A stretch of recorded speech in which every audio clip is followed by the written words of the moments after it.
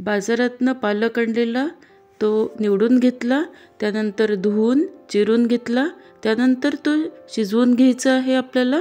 शिजवून घेतल्यानंतर तो छान घोटून घ्यायचा आहे। नमस्कार, मी गौरीश चॅनलमध्ये तुमचं सगळ्यांचं खूप खूप स्वागत। आता आपण इथे बघतोय कांदा, मिरची, लसूण हे चिरून घेतलं।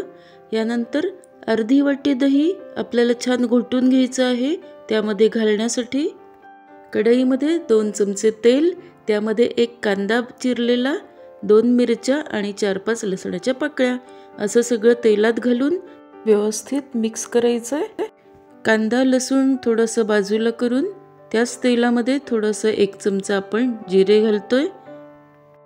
यानंतर आपल्याला 1 चमचा हळद, 1 चमचा तिखट, भाजीमध्ये 1 चमचा मीठ, 1 चमचा साखर, त्यानंतर 2 चमचे बेसन पीठ, 2 चमचे त्यामध्ये घोटलेलं दही, दुसऱ्या बाजूला कांदा लसूण मिरची आणि तिखट हळद हिंग हे सगळं आपण एकत्र मिक्स करून घ्यायचंय। दही बेसन पीठ आणि भाजी असं सगळं हे देखील मिक्स करून घ्यायचंय।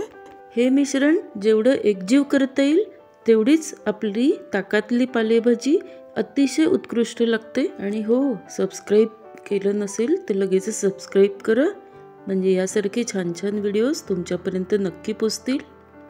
हे मिश्रण व्यवस्थित घोटून घेतलेलं आहे। यानंतर ही भाजी आपण कढईमधल्या फोडणीमध्ये आपण एकत्र केली। ही संपूर्ण मिक्स केल्यानंतर जर घट्ट वाटत असेल तर त्यामध्ये आपण थोडंसं पाणी घालायचं आहे। मंद गॅसवर ही भाजी व्यवस्थित शिजवून घ्यायची आहे। आलं अतिशय औषधी असल्यामुळे या भाजीला आल्याचा चांगला स्वादही लागतो। यानंतर झाकण ठेवून एक वाफ आणायची आहे।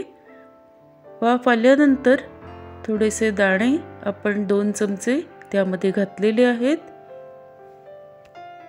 अशा या ताकातल्या पालकच्या भाजीमध्ये आपण आलं आणि 2 चमचे शेंगदाणे हे घातलेले आहेत।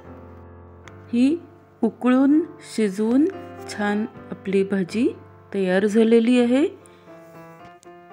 ही आपली ताकातली पालकची भाजी कशी वाटली कमेंटमध्ये नक्की सांगा। हीच भाजी तुम्ही कशी करता तेही सांगा। व्हिडिओ आवडला तर लाईक सबस्क्राईब शेअर नक्की करा। धन्यवाद।